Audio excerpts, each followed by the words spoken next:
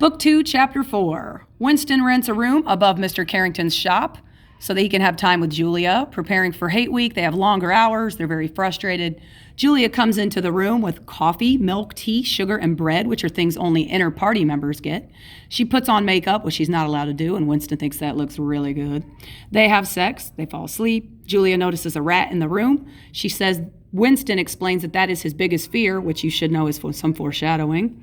And they talk about the paperweight that Winston bought, and there's a picture of the St. Clement's Church on the wall, which is also foreshadowing. You'll see how that works out in a minute.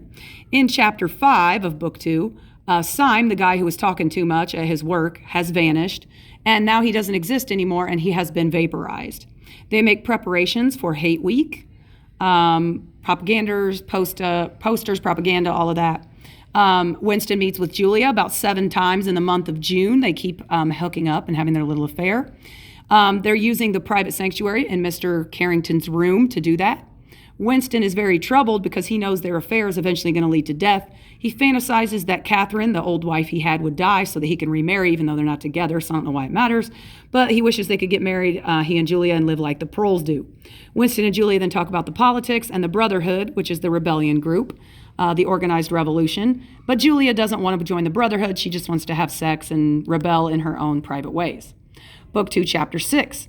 O'Brien has contact with Winston in the hallway at the Ministry of Truth. And O'Brien discusses with Winston the 10th edition of the Newspeak Dictionary. He says, you can come over and visit my house one night and see it. O'Brien gives Winston his home address and tells him he can go there. And Winston feels this is a continuation of what he started with his diary. And then he has this affair with Julia. He figures this is the next logical step to go. And now I want you to think about this as a hint. Why all of a sudden is O'Brien contacting Winston at this moment, right after he mentioned it to Julia? Clearly it's a trap and things are about to go bad.